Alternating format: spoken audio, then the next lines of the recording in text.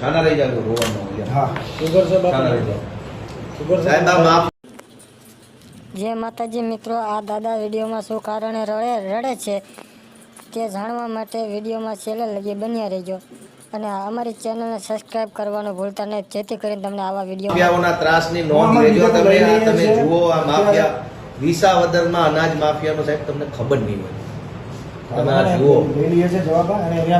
હું રાજકીય માણસ છું, કદાચ હું ખોટું બોલતો હોઈશ. આ બાબા તમને લાગે છે ખોટું બોલ્યો? દાદાનો વહીવટ કેટલા 2 દુકાનનો ચાર્જમાં છે તમે આ બાબતમાં એફઆઈઆર પણ એમાં હું લખાવીશ પણ મારે કેવું છે પીડા ગાયને 40 વર્ષ આખી દુકાન કોઈ દિવસ ક્યાંક ફરિયાદ નહીં. હું સમજી ગયો સાહેબ ને પૂછો, હું પૂછી લઉં ડબલ પછી સાહેબ પણ આવ્યા તમને હતા, એવું રાજીનામું દેવા આવ્યો કે તને સારા માણસ હો, દુકાન તમારી વ્યવસ્થિત છે આ ખોટી. બરાબર છે પણ હું હવે જવાબ જે તપાસ કરીને કાઢીને આ દુકાનો આ વેચ્યું છે એના આધારે હું કલેક્ટર સાહેબને દરખાસ્ત કરી દઈશ, એ મને હુકમ કરી દેશે એની આમાં પગલાં લેવા. આ અનાજ માફિયાઓને તમે કઈ કરી શકો એમ છો મારા સાહેબ? દરખાસ્ત ને કાગળ ને પરિપત્ર તો સરકારી વાત છે, એનો કોઈ મતલબ નથી. આ જે 4-5 અનાજ માફિયા વિસાવદરની સરકારી દુકાનો ઉપર જે દાદાગીરી કરે છે એને આવડું મોટું સરકારી તંત્ર કંઈક કરી શકે એમ છે? તમારાથી કંઈ થશે?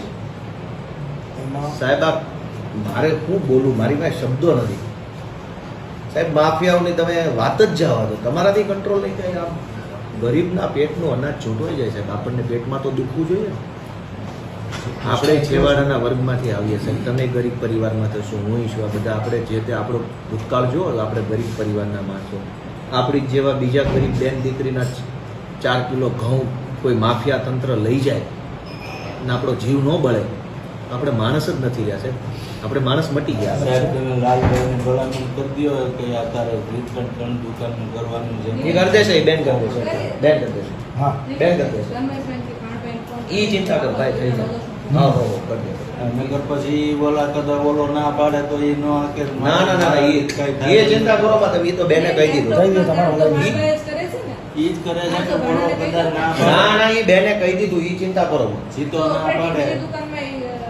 તમે બેન જરા ધ્યાન દો. બેન કરી દેશે. એ કોઈ ચિંતા નથી. એ થઈ જાય. એ ઉપાધિ આજ તમે હોઈ જાઓ શાંતિ છે. છાના રહી જાઓ, બહુ રોવાય નહીં. આ છોકરા બેઠા છે, મારું